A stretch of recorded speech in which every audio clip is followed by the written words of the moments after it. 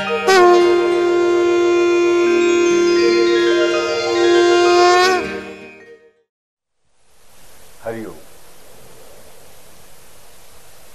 राम रक्षाम पठेत प्राज्ञ हा पापग्निम सर्व कामना। प्राज्ञ कोण? आम्हाला प्राज्ञ व्हायचंय की नाही? प्राज्ञ होऊन रामरक्षा म्हणावी आणि रामरक्षा म्हणता म्हणता प्राज्ञ व्हावं, दोन्ही गोष्टी समान आहेत. आम्ही प्राज्ञ नाही आहोत, हरकत नाही, पण आम्हाला माहिती आहे की मी रामरक्षा म्हणायला सुरुवात केली तर रामरक्षा म्हणता म्हणता आज ना उद्या आम्ही नक्की प्राज्ञ होऊन जाऊ, हा ठाम निश्चय आमचा असला पाहिजे. आणि ज्याचा हा ठाम निश्चय आहे की ही रामरक्षा मला प्राज्ञ बनवेल, तो खरा प्राज्ञ. लक्षात ठेवा, तो खरा प्राज्ञ. मोठी अक्कल आहे, पांडित्य आहे, मोठे मोठे ग्रंथ वाचले, तो प्राज्ञ नाही. त्याचा हा ठाम विश्वास आहे. कर्म फक्त मी करणार, कर्म फक्त मी करणार, समर्थ हरिगुरु फल देणार, ऐसा जयांचा दृढ निर्धार, बेडा पार तयांचा. आम्ही भोळे बाबडे असू, आम्हाला मंत्र येत नसतील, आमचं थोडं चित्त एकाग्रता होत नसेल, पण आमचा भोळा भाव जो आहे ना तो मात्र अधिक असेल तर आमचा बेडा पार नक्की आहे. आमचं जहाज कधीच बुडणार नाही हे आम्हाला कळलं आहे. तो प्राज्ञ, ज्याचा हा ठाम विश्वास आहे की भले मला रामरक्षेला एकाही शब्दाचा अर्थ माहीत नसेल, माझ्या सगळ्या शब्दांचे उच्चार चुकत असतील, पण तरी मी रामरक्षा म्हणणार. कारण आम्हाला त्या वाल्मिकीनेच दाखवून दिलंय की रामाशी जी मरा मरा म्हटलं तरी रामच प्रसन्न होतो. मग इथे तर आम्हाला साक्षात बुध कौशिक पहिल्यांदाच या कथेच्या स्त्रोताबरोबरच गॅरंटी देत आहेत की बिंदास गो हॅड. मग जो म्हणतो मी की मी बिंदास आहे, तोच खरा रामदास आहे. लक्षात ठेवा, तोच खरा रामाचा दास आहे. रामदासांनीच आम्हाला सांगून ठेवलंय, नुपेक्षी कथा रामदासा अभिमान. मनाचे श्लोक हल्ली आम्ही वाचत नाही, मला वाटत नाही की प्रत्येकाने वाचले असतील म्हणून. वाचले तरी ते लहानपणी शाळेमध्ये वाचले असतील, त्यानंतर परत वाचले की नाही माहित नाही. त्यामुळे सगळ्यात गोड वाक्य हे आहे की नुपेक्षी कदा राम दासा अभिमान. हा राम जो आहे ना, हा दासाचा अभिमानी आहे, हा सेवकांवर अनुग्रह करणार आहे, हा त्यांची कधीही उपेक्षा करत नाही. नुपेक्षी कदा, न उपेक्षी कदा रामदासाभिमान. पण आम्हाला रामाचा दास व्हायला हवं मात्र त्यासाठी, हे मात्र लक्षात ठेवायला पाहिजे. आणि ते रामाचा दास होण्यासाठीच आम्हाला रामरक्षा खूप कामाला येत आहे. कारण आज आम्ही ज्या पदाला सुरुवात करतो त्याचं पहिलंच पद किती उत्कृष्ट आहे बघा. आम्ही ज्याला रक्षा कवच म्हणतो, रक्षेमधलं, रामरक्षेमधलं पहिलंच वाक्य अप्रतिम आहे. शिरो मे राघवहा पाहतो, शिरो मे राघवहा पाहतो. आम्ही बऱ्याच स्तोत्रामध्ये वाचतो की न्यास करायचे असतात, पण इथे रामरक्षेमध्ये महत्वाची गोष्ट अशी मी तुम्हाला सांगितलं, मागच्या वेळेसच सांगितलं की शिरो मे राघवा पाहतो म्हणते आम्ही काय करतो, आमच्या शिराचं रक्षण कर म्हणून देवाला सांगतो. तसं नाही करायचं. रहस्य मागच्या वेळेस सांगितलं की शिराचं, स्वतःच्या शिराचं वर्णन नाही करायचं. शिरो मे राघवा पाहतो म्हणायचं, मात्र माझ्या शिराचं राम रक्षण करू दे, राघव रक्षण करतो. परंतु नजरेसमोर मात्र आणायचं कोणाचं, रामाचं शिर. हे मोठे रहस्य आहे, मोठी गुरुकिल्ली. तर मला हे पहिल्यांदा नीट जाणून घ्यायचं की शिरो मे राघवा पाहतो असंच का म्हटलं. भालम दशरथात मजा, मग पहिल्यांदा शिरो मे भालचंद्र असं का नाही म्हटलं, शिरो मे रामचंद्र पाहतो का नाही म्हटलं, शिरो मे सीतानाथा पाहतो का नाही म्हटलं. प्रत्येक ठिकाणी जे नाव आलेलं आहे ना रामाचं, तेच त्या ठिकाणी ऍप्ट आहे. म्हणून हा रामच अनेक रूपाने आमचं रक्षण करत असतो, यातली प्रत्येक रूप मला कळली पाहिजे. मी डॉक्टरकडे जातो, ENT स्पेशलिस्टकडे गेलो, कान नाक घसे डॉक्टरकडे सांगितलं माझ्या बायकोची डिलिव्हरी करा, नाही ना, डॉक्टरच आहे तोही, डॉक्टर या संस्थेमधला आहे, त्याच हॉस्पिटलमधला आहे, बाजूबाजूला रूम्स आहेत, गायनेकोलॉजिस्ट त्याच्या, पण ENT सर्जन त्याची डिलिव्हरी करू शकेल का, नाही करा. अगदीच कोण नाही म्हटल्यानंतर अडल्यानंतर कोणी डॉक्टर बोलून तात्पुरती मदत करेल, पण तो स्पेशलिस्ट नाही. तसं या भगवंताचं जे रूप आहे, भगवंत समानपणे सगळ्या ठिकाणी, पण आम्हाला त्याच्या समान रूपामधून काही मिळवणं खूप कठीण असतं. आणि म्हणून या नानाविध रूपांचा इंतजाम केला गेला. नानाविध नामांची उत्पत्ती झाली, नामा प्रगटली, प्रगटविली ऋषींनी, प्रगटली म्हणण्यापेक्षा प्रगटविली. ह्याच्यामध्ये एक सुंदर नाव आहे राघव. शिरो मे राघव हा पाहतो. मागच्या सांगितलं रघु शब्दाचा अर्थ सांगितला. रघुकुल म्हणजे काय, की जो लघुत्वापासून गुरुत्वापर्यंत प्रवास करण्याचा मार्ग आहे, तो मार्ग म्हणजे रघुमार्ग.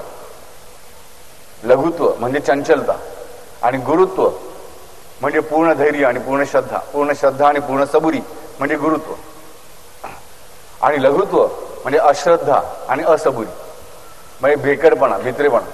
ह्या चंचलता, ह्या चंचलतेपासून स्थैर्यापर्यंत प्रवास करण्याचा जो मार्ग, तो मार्ग म्हणजे रघुमार्ग. आणि त्या रघुमार्गाचा तारक जो आहे, कर्ता जो आहे, त्राता जो आहे, गाईड जो आहे, मार्गदर्शक सगळंच काही जो आहे, तो राघव आहे. आणि म्हणून शिराचं रक्षण कोण करतं, तर हे राघव करतो. हे राघव नाम करतं माझ्यासाठी. शिरो मे राघव हा पातू. शिर म्हणजे माझी कवटी नाही बाहेरची, ह्या कवटीच्या आतमध्ये जो मेंदू आहे ना, तो मेंदू म्हणजे शिर.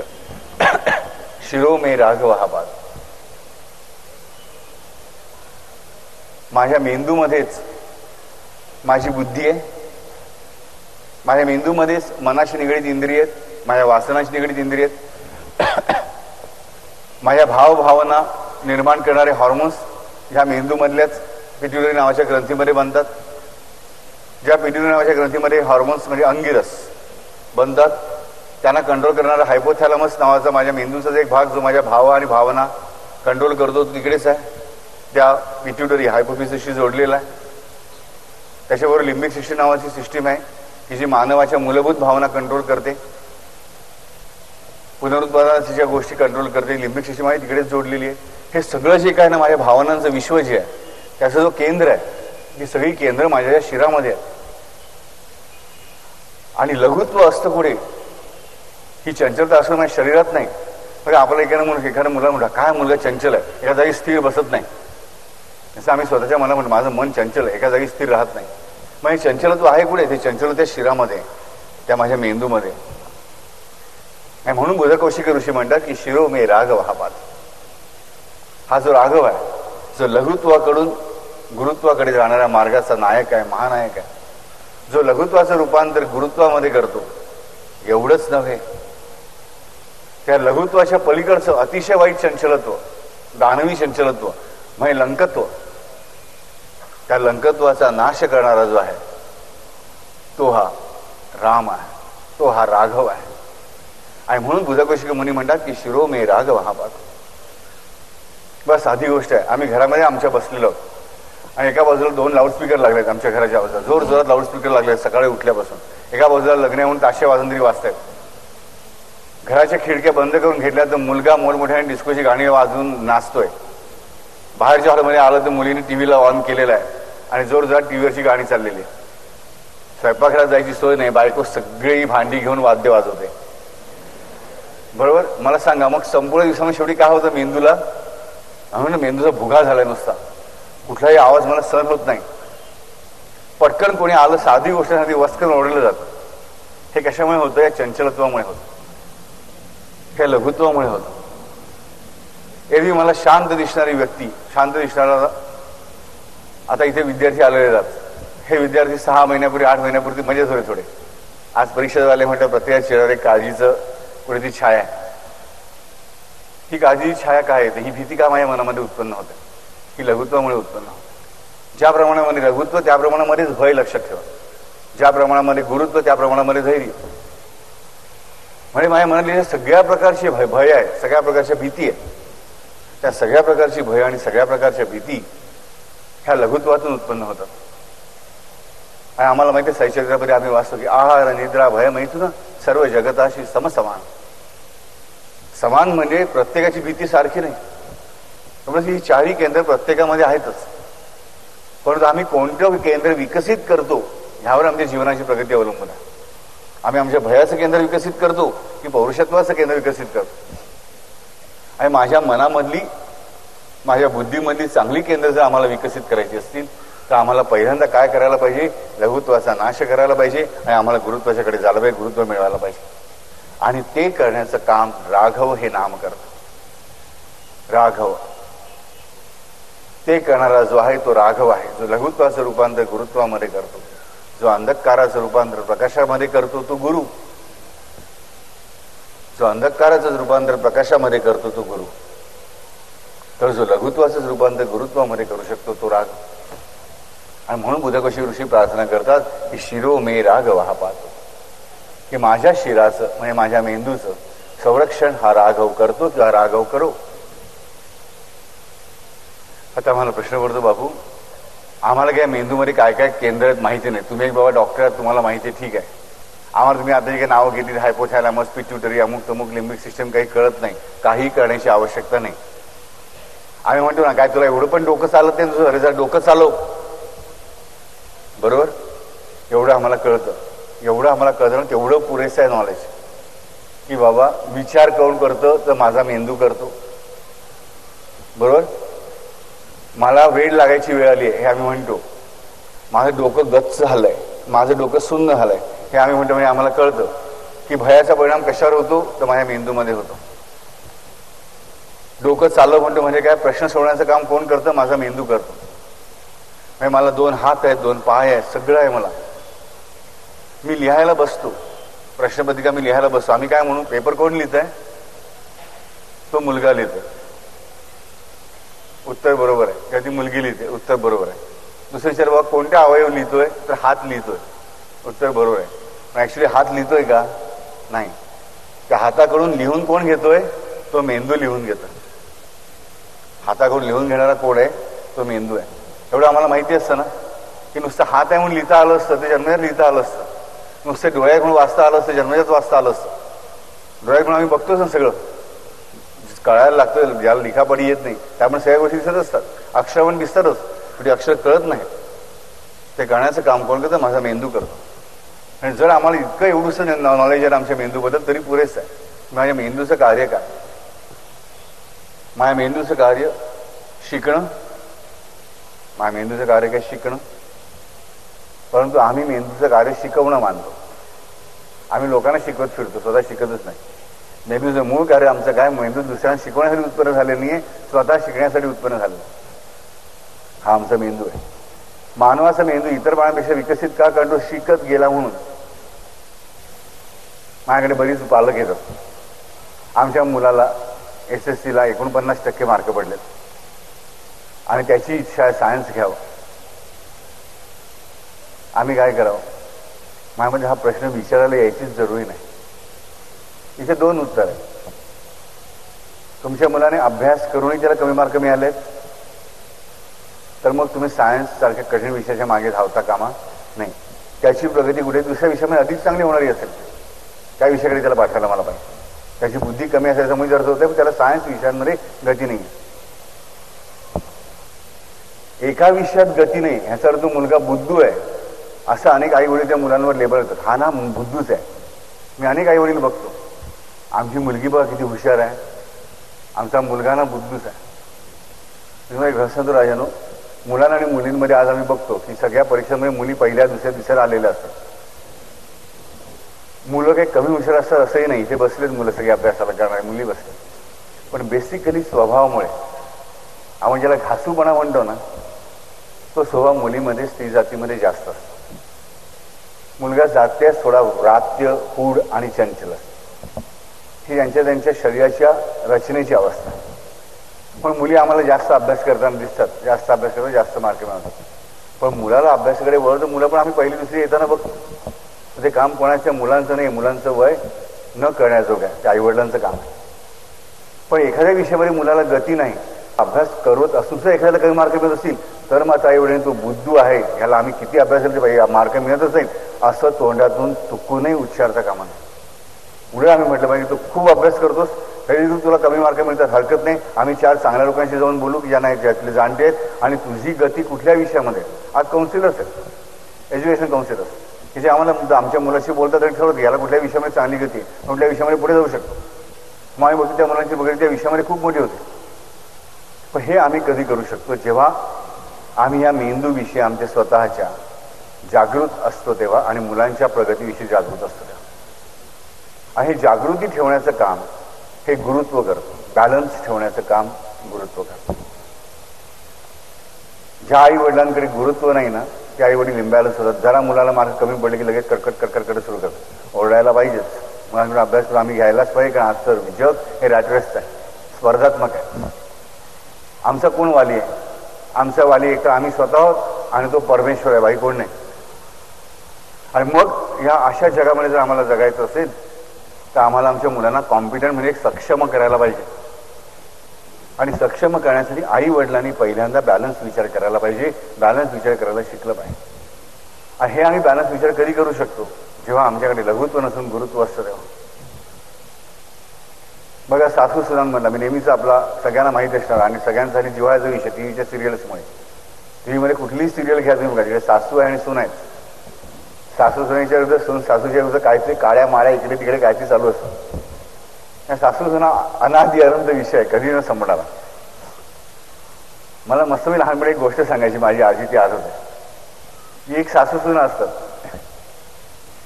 आणि त्या सासू सुनांमध्ये नेहमी भांडण चाललेलं असतं. आणि एक दिवस सासू जाते पंढरपूरला, रागारागाने निघते, म्हणजे पंढरपूरला जाते. सासू पंढरपूरला जायला निघते. सासू वेशीपर्यंत जाते आणि तेवढ्या वेळामध्ये तिच्या लक्षात येतं की आपण सुनेला एक सूचना केलेली नाही. साक्षू निघाली काशी, वेशीपासून आली पाशी, आम्ही म्हण पण वापरतो. ती वेशीपासून परत येते आणि अगं तू हे असं असं मी तुला सांगितलं नाही, नीट लक्षात ठेव बरं का, घराकडे लक्ष दे. तू म्हणते बरं बरं, अगदी गोडीच सांगते, कारण चळते पिढ्या म्हातारी ते कळू गोड बोललेलं बरं. म्हातारी वेशीच्या पलीकडे जाते. थोडा 1 दिवसाचा प्रवास होतो, 2 दिवसाचा प्रवास होतो, 3 दिवसाचा, 20 दिवसाचा प्रवास असतो पंढरपूरला जायचा. इकडे सासूला वाटते की सून मजेत असणार बहुतेक, आपण नाही म्हटल्यानंतर. काय काय करायचं काय माहिती, स्वतःच्या आईला बोलवलं असेल, बापाला बोलवलं असेल, बहिणीला बोलवलं असेल, लोक भजन करतायत, कोणी गंमत करतात, कोणी गाणी म्हणतात, तिचं लक्ष लागत नाही. सासूचं प्रचंड मोठ्या प्रमाणात डोकं दुखायला लागतं, हातापायाला कापरं सुटायला लागतं, पोटात दुखायला लागतं, जेवण जात नाही. आणि सासू अर्ध्यावरनं परत यायला निघते. अर्ध्या रस्त्यामुळे तिला माणसं भेटतात. काय त्यामुळे आम्ही तुम्हाला न्यायला चालू होतो म्हणे. बरं झालं म्हणे. काय म्हणजे तुमची सून खूप आजारी पडली. सासूला आश्चर्य वाटतं, म्हणजे सून पण आजारी पडली, मीच आजारी आणि आणखी सून पण आजारी. बरं आहे म्हणजे आता हिला काय माझं करायला नको. तर इकडे म्हातारी परत येते. म्हातारी परत आला मग सून खरंच आजारी आहे. सून बघते सासू पण आजारी आहे. आणि आल्याबरोबर सासूचा राग असतो ना, काय ग तुला कळलं वाटते मला बरं नाही म्हणून, म्हणून वाटते आडवी पडलीस लगेच, तुझे नखरे मला बरोबर माहिती आहेत, पण मी तुला पुरून उरेल. सून म्हणते अगं तुलाच कळलं म्हणून तू नाटक करून आलीस तिकडून, तुला बरं नाही म्हणून, तुला माझी पुढे पडेल, मी मेले तर तुला चालेल. चांगली जुमते. सगळे म्हणतात की हा ना आत्तापर्यंत मरतात की जगताच्या परिस्थितीमध्ये होत्या. आणि दोघी एकदम तगड्या कशा झाल्या. 2 मिनिटांमध्ये यांची तब्येत ठाक ठीक. मग सगळ्यांना कळतं की न भांडल्यामुळे यांना आजार झाला होता. भांडल्याबरोबर यांचा आजार निघून गेला एका क्षणामध्ये. तर हे सासूचं असंही विनोदी नातं आहे, मला लक्षात ठेव. पण हे का घडतं, कारण ना सासू बॅलन्स असते ना सून बॅलन्स असते. सासू हा विचार करत नाही की मीही कधीतरी सून होते.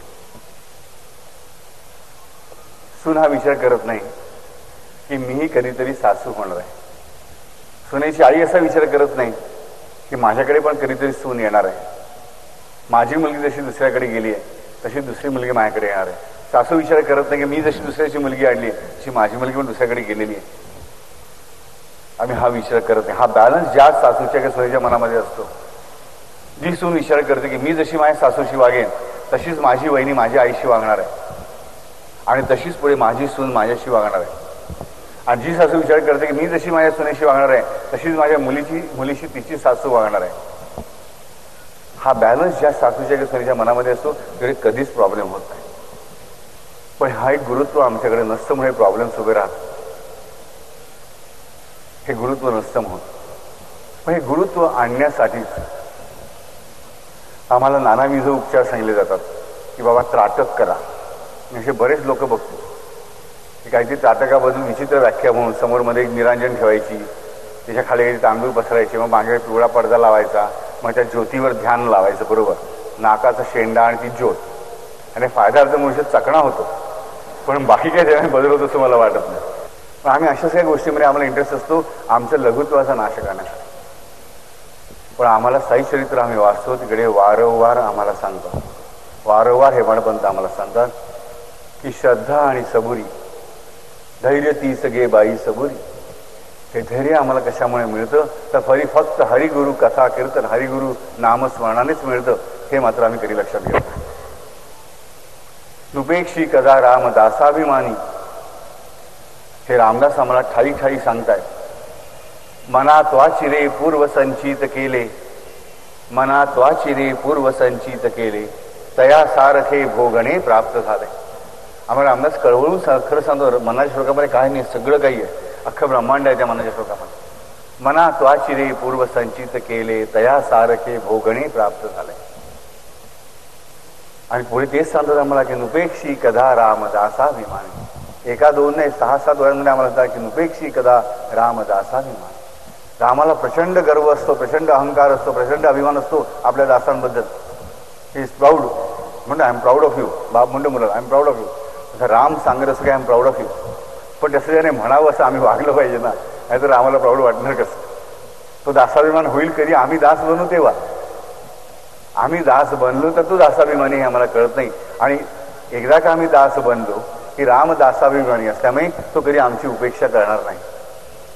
पण आमची उपेक्षा का केली जाते, आम्ही त्याचे दास नसतो म्हणून तो दासाभिमानी असल्यामुळे तो आमचा अभिमान धरत नाही, म्हणून तो आमची उपेक्षा करतो. आणि मग आमच्याकडे लघुत्व खूप मोठ्या प्रमाणामध्ये होतं. बरं आम्ही बघतो काही मंडळी सांगतात रात्री ना खूप स्वप्न पडतात बापू आम्हाला. रात्री झोपलं की स्वप्न सुरू. झोपेमधून फोन आला म्हणून जाग आली, फोन घेतला आणि परत झोपलो की जिकडे स्वप्न संपलं तिकडून परत सुरू होतं. हे स्वप्न पण किती आम्हाला चांगली नाही पडत की बाबा कोणतरी राम आलाय किंवा कृष्ण आलाय आणि काहीतरी चांगली गोष्ट हलवा पुढे खातोय. नाही, त्यातून आमचा एक मोठा गैरसमज की जेवताना स्वप्नात बघितलं म्हणजे वाईट. आमचं काय मन खायला विचार करा. तुम्हाला माहित नाही, अनेक जणांना माहिती असेल, रस्त्याने जरा प्रेत यायचा दिसतील ना की त्याला शुभशकून मानतात लोक. अरे अपशकून मानू नका, पण शुभशकून पण मानू नका ना. कोणाचं जरी प्रेत चाललंय, कोणती रडतंय, कोणती दुःखी आहे, त्याला तुम्ही शुभशकून कसले मानता. अशी स्वप्न आम्हाला पडतात की भूत मागे लागलंय, चोर येऊन चोरी करतोय, कोणती आम्हाला बडवतंय, कोणती ठोकून काढतंय, अशी स्वप्न आम्हाला पडतात. आम्हाला असं सुद्धा का पडत नाही की मी 100 रोग्यांची सेवा करतोय, मी 2 आंधळ्यांना रस्ता क्रॉस करून देतोय, मी परीक्षेमध्ये माझा पहिला नंबर आलाय. नाही, वयाच्या 70व्या वर्षी पण म्हाताऱ्याला स्वप्न पडतं भूगोलाच्या पेपरला बसलोय आणि मला काही आठवत नाही. बघा अगदी आता परीक्षेचा काही चान्स नाही, पण तेवढाच घाबरतो. माझी परीक्षा आली आहे आणि मला मी भूगोलाचं नाव घेतलं, भूगोलाची मला धडकी असायची. काय माझे शिक्षकडे बसलेले आहेत, आमचे जी डी पाटील सर मला इतिहास शिकवायचे, खूप सुंदर इतिहास शिकवायचे सर. पण भूगोलाची मात्र मला काय भीती होती. आणि आमच्या एक शिक्षिका होत्या, शिक्षण एक दिवस मला विचारलं, अनिरुद्ध ये इथे गारो टेकड्या दाखव. बापरे, त्या एवढ्या मोठ्या भारताच्या नकाशात गारो टेकड्या शोधण्यासारखं कठीण काम कुठलं असेल असं मला वाटत नाही. मी गार झालो आणि नंतर मी जिकडे टेकड्या दाखवल्या ते बघून बाई गार झाल्या. त्यानंतर मला परत कधीही प्रश्न विचारला नाही की कुठल्या टेकड्या दाखव. तर अशी स्वप्न आम्हाला पडतं. मी 70वीला आलो की मला परीक्षेला बसतोय आणि माझी परीक्षेची तयारी झाली, हे स्वप्न आम्हाला पडतं. असं स्वप्न पडत नाही माझी परीक्षेला मस्त तयारी झालेली आहे, की काय मस्त पेपर लिहितोय, नुसत्या सप्लिमेंट्स मी मागतोय आणि मला तो जो देणार आहे तो असा द्रौपदीला वस्त्र पुरवणाऱ्या कृष्णासारखा उभा आहे आणि त्याच्या हातात असे नुसते येत आहेत बस सप्लिमेंट्स येत आहेत बस आणि मी लिहितोय. पण असं स्वप्न मला कधी पडत नाही. मला स्वप्न पडतंय की मला परीक्षेला मी बसतोय, उद्या परीक्षा आहे आणि माझी तयारी झाली नाही. एवढा धाक आम्ही त्या 50-55 वर्षापूर्वीच्या परीक्षेचा घेतलेला असतो. तर आम्हाला कळलं आम्हाला अशीच स्वप्न नेमकी का पडतात, चांगली स्वप्न आम्हाला का पडत नाही. तर आम्हाला कळलं पाहिजे की स्वप्न येतात कुठून. स्वप्न आम्ही मागे बऱ्याच दिवसापूर्वी डिसेंबरला असं आम्ही स्वप्नांचे नानाविध प्रकार समजावून सांगितले होते. आज सगळ्या डिटेलमध्ये मी जात नाही. पण मला माहीत पाहिजे की स्वप्न ही 99% वेळा ही माझ्या अंतर्मनातून प्रगटत असतात. माझ्या अंतर्मनामध्ये मी बाह्यमनातून ज्या गोष्टी दडपून टाकलेल्या असतात, माझं बाह्यमन झोपलं की त्या माझ्या अंतर्मनातल्या संवेदना आता त्यांच्यावर कोणाचं विवेकाचं बाह्यमनाचं प्रेशर नसल्यामुळे माझ्या डोळ्यासमोर घडायला लागतात. तर 0.99% वेळा ही स्वप्न ही माझ्या काही विकारांमुळे मला पडत असतात मेंदूच्या. तर 0.01% वेळा ही स्वप्न मला तो परमात्मा, तो परमेश्वर काही संकेत म्हणून देत असतो. रेअरली 0.01% वेळात मला लक्षात आलं पाहिजे. आता आम्ही साईचरित्रामध्ये 2 गोष्टी स्वप्नाच्या वाटतं म्हणून आम्हाला पडणारं प्रत्येक स्वप्न काहीतरी संकेतच येते असं आम्हाला वाटतं. तसं काही नसतं. 99.99% वेळा ही स्वप्न एकतर माझ्या स्वतःच्या अंतर्मनातल्या गोष्टींमुळे ह्या काही विकारांमुळे घडत असतात. परंतु हे माझ्या अंतर्मनात ह्या घडणाऱ्या गोष्टी ही स्वप्न म्हणून भीतिकारकच का बाहेर पडतं माझ्या मनातलं. आता मला माझ्या चांगल्या गोष्टी पण असतात त्या का बाहेर येत नाही. कारण जोपर्यंत मी जागा आहे ना, म्हणजे माझं बाह्यमन जागृत आहे, माझा विवेक जागृत आहे, तोपर्यंत त्या लघुत्वाला कसं बसं थोपवून ठेवलं जातं. बघा, माझ्या मनाला खूप भीती वाटते, त्यामुळे चेहरा मी भीती दाखवत नाही. चेहरा माझा एकदम असा मस्त स्मार्ट ठेवायचा. बघा, परीक्षा जवळ आली की मुलं तर करतात की नाही, एक मुलगा दुसऱ्या मुलग्याला, एक मुलगी दुसऱ्या मुलीचे, काय बघ किती अभ्यास झाला, शी नाही बाबा माझा नाही अभ्यास झाला, हमखास आधी रडून पडून सगळं दाखवणार. खरं म्हणजे 10 तास अभ्यास केला असतो, मित्राला आणि मैत्रिणीला सांगायचं नसतं मी केलाय म्हणून. कारण तो मित्र पण तेच लपवत असेल, लपवून काय मिळणार आहे, केलाय नाही केलाय म्हणजे नशिबाला कोणी काढून घेऊ शकत नाही. पण हे असं घडतं का, तर आम्हाला ते दाखवायचं असतं. समोर तिकडे कोणती काय ती चौकामध्ये भात ठेवलेला असतो, इतर गुलाब टाकलेला असतो, वरती लिंबू वाढवलेलं असतं. म्हणून जाताना आम्ही असे ताठ्याने जातो, पण छाती धडत असतं, राम राम राम राम राम राम असं आमचं चाललेलं असतं. म्हणजे आम्ही आमच्या चेहऱ्यावरने काय करत असतो, आम्ही भीती दाखवत नाही, भीती असते ही भीती आम्ही दडपून टाकत असतो. हा आम्ही जागे असतो, आमची बुद्धी जागृत असते, बुद्धी आमची झोपलेली नसते, आमचं बाह्यमन जागं असतं. त्यामुळे आमच्या भीतीला, आमच्या लघुत्वाला दडपण्याचं काम ही बुद्धी करत असते. त्यामुळेच जेव्हा रात्री बुद्धी आणि बाह्यमन झोपतो म्हणजेच मला झोप लागते, हा त्याचा दबाव अंतर्मनात नसल्यामुळे पहिल्यांदा उफावून काय येते, समोर दाबून ठेवलेल्या भीत्या आम्हाला अशी स्वप्न पडतात. म्हणजे जे लघुत्व आहे त्याला कोण दाबतं, तर माझी बुद्धी, मला लक्षात आलं पाहिजे. म्हणजेच माझी बुद्धी म्हणजे माझा सेरेब्रम, ज्याला आम्ही मोठा मेंदू म्हणतो. तो मोठा मेंदू म्हणजे माझा सेरेब्रम, सेरेब्रल हेमिस्फिअर ज्याला म्हणतात. तोच माझ्या हायपोथॅलॅमस, लिम्बिक सिस्टीम, आणि ज्याला मिड ब्रेन लोअर म्हणजे छोटा मेंदू म्हणतो तो सेरेब्रम वेगळा. पण आमच्या भावभावनाशी निगडीत असणारा मनकारक जो मेंदू आहे त्याचा कंट्रोल शेवटी या सेरेब्रमच्या हातामध्ये असतो. ही आमची बुद्धी आहे. ही बुद्धीच आमच्या लघुत्वाला दाबून ठेवत असते, लघुत्वाला हळूहळू थोपवून ठेवत असते, त्याचं आकुंचन करत असते. ही बुद्धी आमची झोपली की मात्र झोपेमध्ये बुद्धीचा कंट्रोल गेल्यामुळे आम्हाला घाणेरडी स्वप्न पडतात. हे स्वप्नांचं रहस्य आम्हाला कळलं पाहिजे. हे कशामुळे घडतात, तर लघुत्वामुळे घडतात. ज्या प्रमाणात लघुत्व ज्या प्रमाणामध्ये चंचलता त्या प्रमाणामध्येच मला स्वप्न जास्त. ज्या माणसाच्या मनामध्ये चंचलता कमी म्हणजेच लघुत्व कमी, त्याला स्वप्न अधिक कमीत कमी पडतात, आणि पडली तर चांगली स्वप्न पडतात, घाणेरडी साणेरडी स्वप्न पडत नाहीत. हे आम्हाला कळलं. हे जे लघुत्व आहे हे काय काय करतं ह्याचा आम्ही विचार केला नाही. हे लघुत्व आमच्या शरीरामध्ये, मनामध्ये, बाहेरच्या व्यापारामध्ये काय काय घडवून आणतं. बघा, साधी गोष्ट आहे. एखादी व्यक्ती आहे, एक 25-26 वर्षाचा तरुण तगडा मस्त मल्लविद्येत शिकलेला, कुस्ती शिकलेला, कुस्तीमधला सगळ्या भारतातला टॉपचा कुस्तीगीर आहे. जो मोठ्यातल्या मोठ्या कुस्तीगिरापासून फूक मारून उडून लावू शकतो. ताकद त्याची बलदंड आहे, बरोबर. त्या व्यक्तीच्या समोर एक एकदम पेदरू आपण म्हणतो ना तसा कोणती व्यक्ती उभा आहे, 40 किलो वजनाचा, आता मरेल की मग मरेल, फूक मारायची पण जरूर नाही, वाऱ्यावर पण उडत जाईल. पण त्या व्यक्तीच्या हातामध्ये एक AK-47 आणि हा मोठा मल्ल उभा केला. मला सांगा कोण बलवान आहे, त्याच्या हातात ती AK-47 येतो. कारण त्या मल्लाला माहिती आहे मी हल्लो जरी ह्याने चुकून जरी बोट दाबलं तर मी दिशा, बरोबर. म्हणजेच काय की त्याची ताकद आहे, ती सगळी ताकद एका क्षणात काय झाली, विरून गेली. कारण त्या ताकदीच्या पेक्षा खूप मोठी ताकद ह्या समोरच्या व्यक्तीच्या शरीरात नसेल, पण त्याच्याकडे असलेल्या त्या साधनामध्ये त्याचं जे स्थैर्य होतं, त्याची ताकद होती की हा माणूस मला काय करणार आहे, बेंदात एक झापडीचा तर आहे. पण एक झापडीचा मनुष्याच्या खिशातून एक बंदूक काढतो ना, ताकद दिशा खाली. म्हणजेच त्याचं स्थैर्य जे होतं ते गेलं आणि त्याच्याकडे लघुत्व आलं. लघुत्व कशामुळे आलं, त्या क्षणी त्याला म्हणजे किती ताकद वापरायची म्हटली, किती मेंदू वापरायचा म्हटलं, मेंदू काय वापरायला पाहिजे, क्षण येतो मला मारू नकोस, दोन्ही हात वरती, किंवा काही केलं ते हा मारणारच ही खात्री असेल तर त्यातल्या उडी घेऊन त्याला मारायचा प्रयत्न करणं ही बुद्धी आहे. पण ही परिस्थिती उद्भवली का, तर माझ्यापेक्षा जास्त ताकदीचं संकट समोर आहे, ही ज्या क्षणी माझी भावना झाली त्या क्षणी मी लघु झालो. माझ्या समोरची सिच्युएशन पेक्षा मी लहान आहे. माझी सिच्युएशन, माझी अडचण माझ्यापेक्षा मोठं आहे, हे ज्या क्षणी मला वाटतं त्या क्षणाला मला लघुत्व येतं, लक्षात ठेवा. आणि ज्याला पूर्णपणे खात्री आहे की मी माझ्या सिच्युएशनपेक्षा मोठा आहे, त्याला लघुत्व येत नाही, त्याला गुरुत्व येतं. पण मनुष्य अपूर्णच आहे. आम्ही सामान्य माणसं काही पूर्ण झालेलं नाहीत. Nobody is complete, to err is human. मी सगळी वाक्य ऐकतो पण आम्हाला कळत नाही. म्हणून आमच्या हातात काय पाहिजे? AK-47 पाहिजे.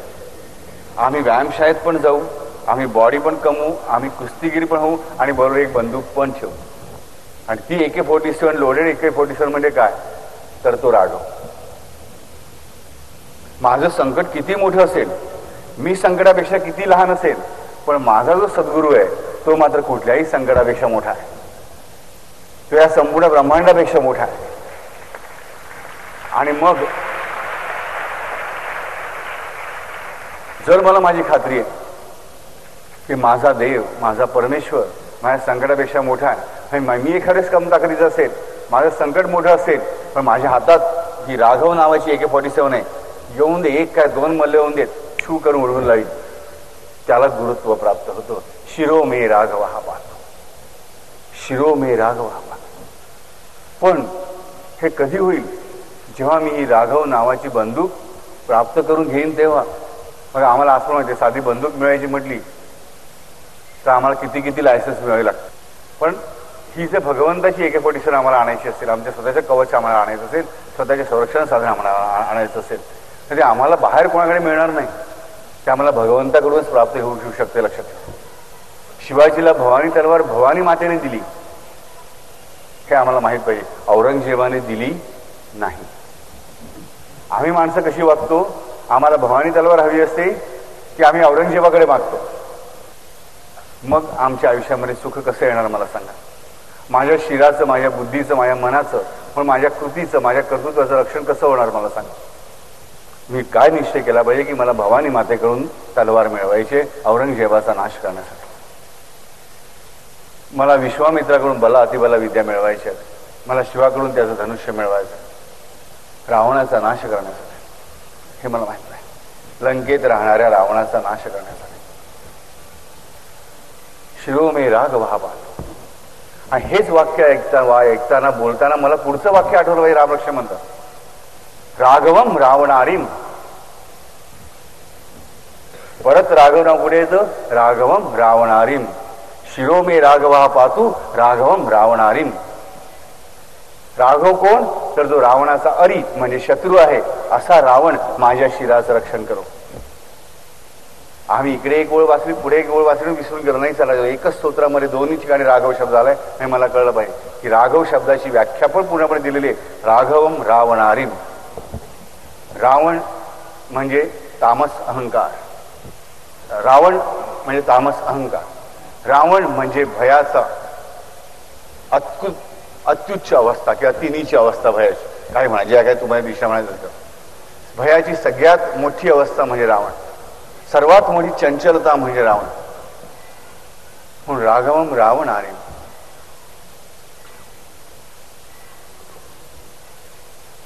राम म्हणजे सृष्टीचा पालन करता, तर रावण म्हणजे सृष्टीला निष्क्रिय बनवणारा, सृष्टीला क्रियाशील बनवणारा तो राम, सृष्टीला क्रियाशून्य बनविणारा तो रावण. लघुत्वामुळेच आम्ही क्रियाशून्य बनतोय, आम्हाला कळलं पाहिजे. क्रियाशून्य बनतो आम्ही. कशामुळे बनतो? लघुत्वामुळेच बनतो. हे लघुत्व जर आम्हाला नाहीसं करायचं असेल तर आम्हाला तुकाराम एक सुंदर मार्ग सांगतो.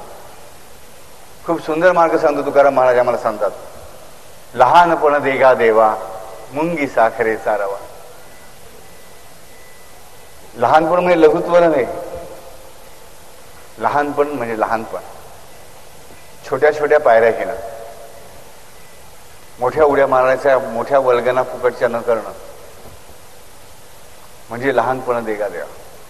लहानपण म्हणजे नम्रता. मला जे काही मिळालं ते भगवंता तुझ्यामुळे मिळालं. मला जे काही मिळालं मी त्याचा वापर तुझ्या सेवेसाठी करीन, तुझ्या लेकरांच्या सेवेसाठी करीन. मी तुझ्या लेकरांना त्रास देण्यासाठी करणार नाही, तुला विसरण्यासाठी करणार नाही. बघा त्या सुंदरकांडामध्ये, परत सुंदरकांडच मला आठवतं, हनुमंत काय सांगतो रामाला. राम विचारतो हनुमंताला की बाबा सीता मैया कशी आहे, कशाला तिने स्वतःच्या प्राणांची रक्षा करते, तिचं दुःख कसं आहे. तर हनुमानजी म्हणतात की हे प्रभू साई. या ठिकाणी प्रभू साई शब्द वापरलाय. विपत्ती प्रभू साई. विपत्ती कधी, जब तब सुमिरन नाही, तुझं स्मरण नाही तेव्हाच खरी विपत्ती आहे. स्पष्टपणे हनुमंत सांगतो. एवढंच नाही, सुंदरकांडामध्ये एक सुंदर ओळ येते आणखी, की ज्या क्षणी झाडावर बसून हनुमानजी रामाचं गुणवर्णन करायला लागतात त्याच क्षणाला सीतेचा शोक नाहीसा होतो.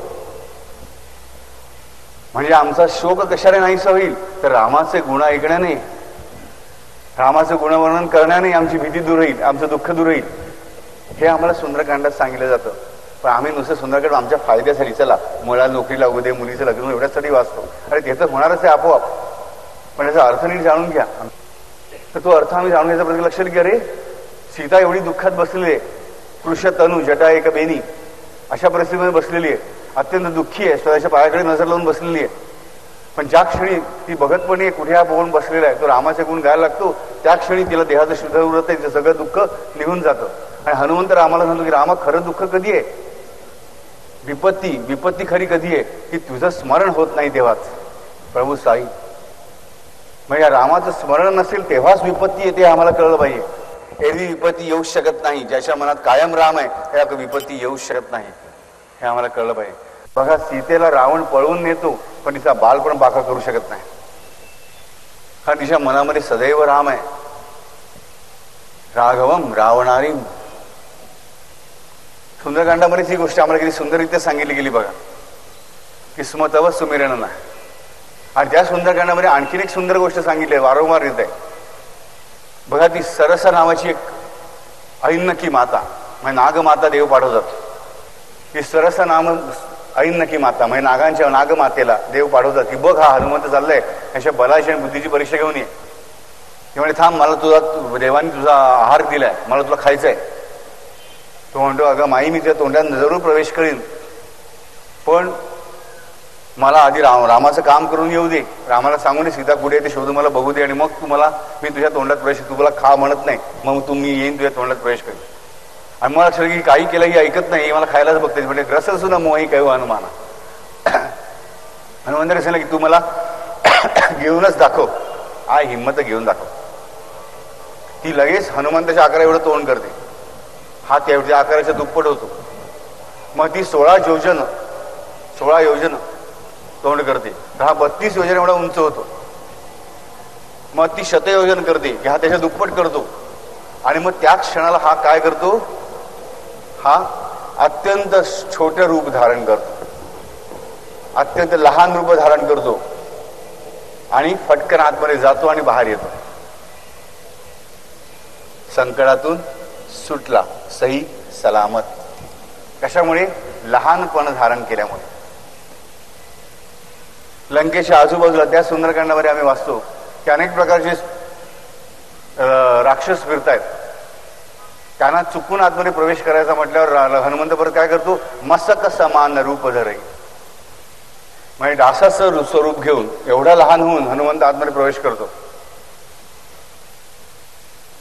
परत हनुमंत लहान रूप कधी धारण करतो, ह्या 2 वेळा संकटातून सुटका करून घेण्यासाठी. तर तिसऱ्यांदा रावण सांगतो हनुमंताच्या शेपटीला सापड बांधा, तेलात बुडवून आणि पेटवून द्या. किती कृपाळू आहे भगवंत, त्याचं कारण काढणे किती मोठं आहे. ते राक्षस त्याला जाळायला बघतायत आणि तो शेपटी वाढवत नेतो की ह्यानी जाळू नये, ह्यांच्या अजून पाप घडू नये, मला ह्यांना शिक्षा द्यायला लागू नये, म्हणून तो शेपटी वाढवत जातो. सगळ्या लंकेतलं तेल संपतं, लंकेतला कपडा संपतो, पण तरी रावणाची अक्कल आणि राक्षसांची अक्कल ठिकाणावर येत नाही. मग मात्र त्यांचा नाश होतो. आणि मग ह्याच्या शेपटीला कापड बांधून सगळ्या लंकाभर ह्याची वरात काढली जाते. हे काय करतात राक्षस, त्याला लाथ मारतात आणि त्याला हसतात. ह्यात हनुमंताला कमीपणा नाही आहे, ह्याच्यात हनुमंताचा मोठेपणा दिसतो.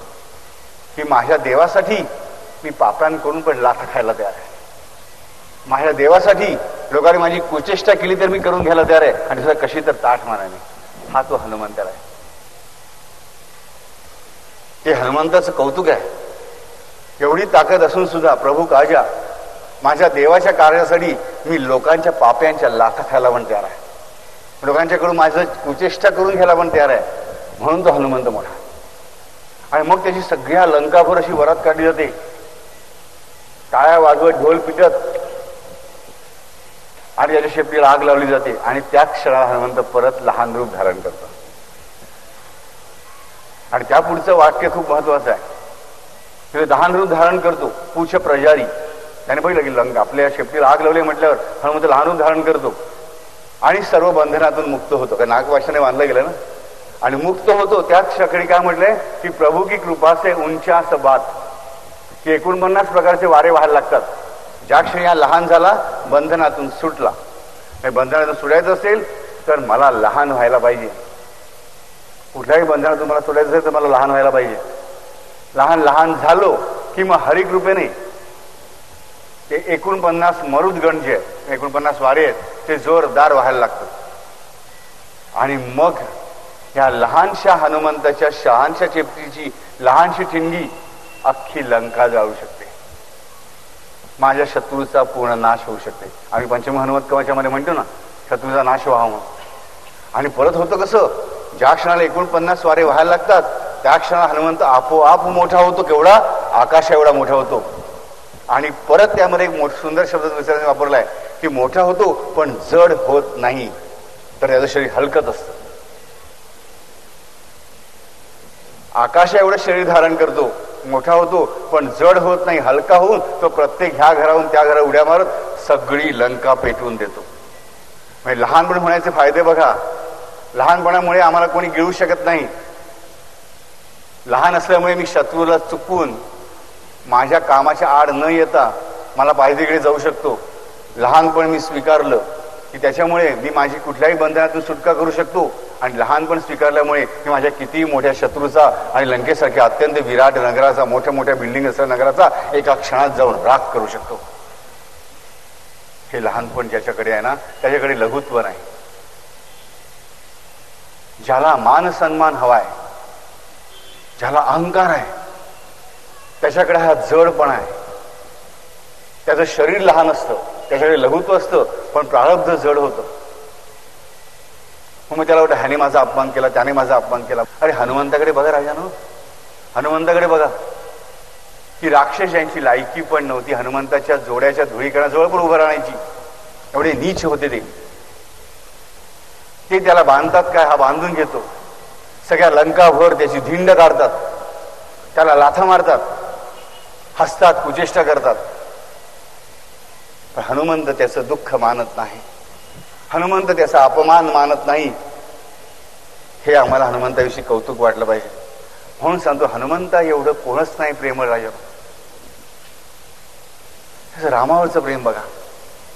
अरे राक्षसांच्या लाथा खाणं, कुचेष्टा करणं, त्यांचं हसणं, म्हणजे कुचेष्टा करणं, संपूर्ण नगरभर धिंडवडे काढणं, त्याचं काय ताकद होती. सगळ्या रावणाच्या सेनेपेक्षा ज्याची ताकद वाहन आहे, सगळ्या वानर सेनेपेक्षा ज्याची ताकद वाहन आहे, थोर आहे ज्याची ताकद, तो हनुमंत हे सगळं सहन करतो. सहन नाही करत, आनंदाने सहन करतो. का? प्रभू काजा, माझ्या देवासाठी, माझ्या परमेश्वरासाठी. म्हणून जे राम करू शकत नाही ते हनुमंत करू शकतो. लायल सजीवन लखन जी आहे, को नहीं जानत है जग में कभी संकट मोचन नाम तिहारो. हनुमानाष्टक आहे, संकट मोचन हनुमानाष्टक आहे तुलसीदास, खूप सुंदर आहे. त्याने शेवटी खूप सुंदर प्रश्न विचारलाय. काज किये बड देवन के तुम, काज किये बड देवन के तुम. अरे मोठमोठ्या देवांचं तू रक्षण केलंस संकटातून. कौन असं संकट मोर गरीब को, जो तुम सो नाही जात आहे टारो. की असं माझ्या गरीबाचं पामर आहे मी, तर त्याचं असं कोणतं मोठं संकट आहे की जे तू टाळू शकत नाही हनुमंता. को नहीं जानत है जग में कभी संकट मोशन नाम तिहारो. आई रावण मै रावण घेऊन गेले, रामाला लक्ष्मणाला बांधून घेऊन दिले त्यांच्या देवीला बळी देण्याकरता. आला हनुमंत, पडला आडवा, त्याच्या बाहू उखाडले ऐ रावणाचे मै रावणाचे, मारलं त्यांना, घेऊन आलं राम लक्ष्मणांना. रावण युद्ध अजान कियो तब, दुसऱ्याच म्हणतो अजान युद्ध केलं, नाही कोणाला कळू शकणार नाही असं युद्ध केलं, घोर युद्ध केलं रावणाने. आणि नागपाश सोडून सगळे रामा सकट सगळ्यांना बंधित करून टाकलं. फक्त एक घटका म्हणजे 24 मिनिटं उरली होती, सगळ्यांचं काम तमाम झालं असतं. राय खगेस म्हणजे पक्ष्यांचा राजा म्हणजे गरुड, त्या गरुडाला पकडून आणतो हनुमंत. आणि गरुड आल्यावर नागांचं काय चालणार. रामासकट संपूर्ण सैन्याची मुक्तता करतो. महाभारतामध्ये पण स्वतः कृष्ण सारथी झालेला आहे अर्जुनाचा, पण तरी कृष्ण अर्जुनाला म्हणतो, अर्जुना हनुमंताची प्रार्थना कर आणि त्याला आवाहन कर, विनंती कर की येऊन रथावर माझ्या बस, तरच मला तुझी धडगत दिसते. काज किये बडदेव न किये तुम, सगळ्यांची कामं त्यांनी केली. असा हनुमंत किती लहान होतो विचार करा स्वतःच्या देवासाठी. आम्ही कमीत कमी आमच्या देवापुढे तरी एवढं लहान होतो का, देवासाठी तरी लहान होतो का. आम्ही देवाच्या पुढे पण, देवाच्या कामामध्ये पण आम्ही आमचे मान अपमान गर्व प्रिज्युडिसेस प्राईड्स सगळे आणत राहतो. आणि म्हणून आम्ही जड होतो, आमचं प्रारब्ध अधिक जड करतो. लहानपण देगा देवा. अरे तुकाराम कळवळून सांगतो. आणि तुकाराम काय बघा, मला तुकारामाचा आवडणारा खूप सुंदर अभंग आहे. बुडता आवरी मज भवाचे सागरी, तुका म्हणे मी तो पातकांची राशी, तुका म्हणे मी तो पातकांची राशी. राजानं तुकाराम जिथे म्हणतो मी तो पातकांची राशी, आम्ही कुठे स्वतःला पुण्यवान म्हणून घ्यायचं मला सांगा. आणि तुकाराम जर म्हणतो लहानपण देगा देवा, तर आम्ही कशाला मोठेपणा मागतो आणि कशाला मोठेपणा आम्ही धारण करतो. त्या मोठेपणामुळेच लघुत्व येतं, त्या मोठेपणाच्या हव्यासापोटीच लघुत्व येतं. राजा लक्षात ठेवा, जो लहान आहे ना त्याला लघुत्व येत नाही. लहान राहायला शिका. हनुमंताचं उदाहरण समोर ठेवा राजानं. विचार करा, हनुमंतासारखा महाताकदवान जो राम लक्ष्मणाला बांधून गेल्यानंतर सोडवतो, लक्ष्मणाचे प्राण वाचवण्यासाठी द्रोणागिरी पर्वत उचलून आणतो, ज्याने जन्मताच सूर्याला घेऊन दाखवलंय आणि त्याला बाहेर काढून पण दाखवलंय, असा तो हनुमंत. तो सुद्धा त्याच्या देवाच्यासाठी केवढं लहानपण स्वीकारतो, केवढी नम्रता स्वीकारतो, केवढी स्वतःची मानहानी स्वीकारतो. आम्ही जर त्याचे दास नाही झालो तर रामाचे दास काय कपाळ बनणार नाही. आणि हनुमंताचा दास आधी बना राजानो. और देवता चित्त न धरई, हनुमतसे सर्व सुख करी. राजानो मग त्या अगोदर लक्ष ठेवा हनुमंत कसा आहे. सुंदरकांड का वाचायचं आम्ही लक्षात ठेवा राजानो. ह्या एवढ्या कथा सुंदर आहेत त्याच्यामध्ये, आम्ही नुसत्या कथा म्हणून वाचू नका. ह्याचा अर्थ थोडा समजावून घ्या की प्रत्येक संकटाच्या वेळी हनुमंत संकटातून का सुटलाय, तो संकटमोचन का बनलाय, कारण तो नम्र आहे म्हणून. तो मोठेपणाने वागत नाही म्हणून, स्वतःकडे कुठलाही मोठेपणा घेत नाही म्हणून, तो लहानपणा देगा देवा मानतोय म्हणून तो सगळ्यात मोठा गुरु आहे.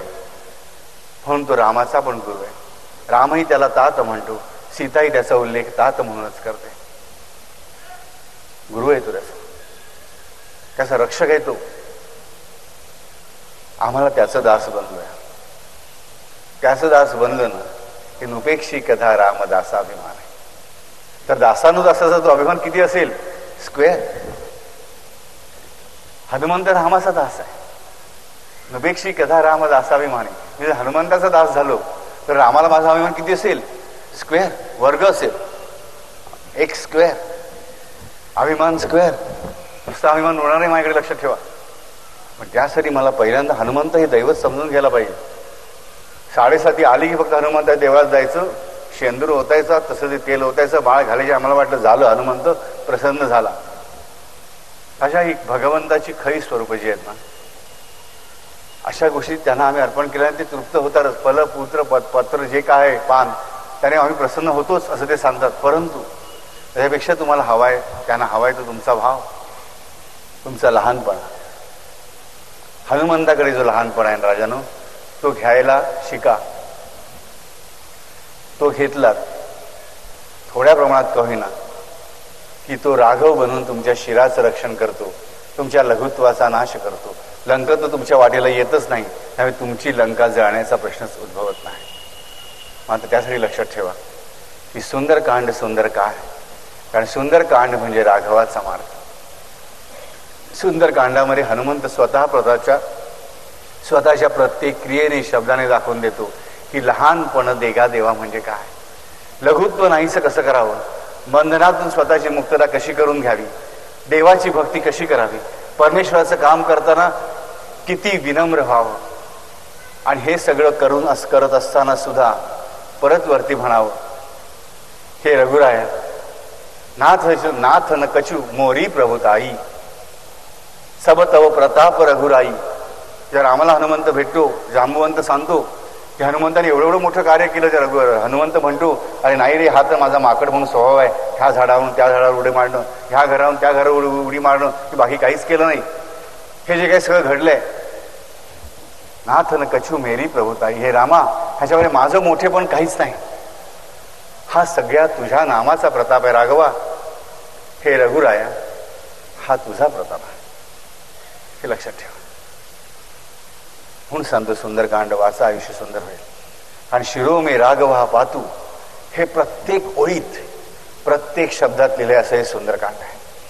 नाथ न कछू मोरी प्रभुताई, एवढं सगळं करून तो म्हणतोय की नाथ न कछू मोरी प्रभुताई, माझ्याकडे मोठेपण नको, माझ्याकडे मोठेपण नाही, माझा ह्याच्यात काहीच नाही, देवा सगळा प्रताप तुझा आहे.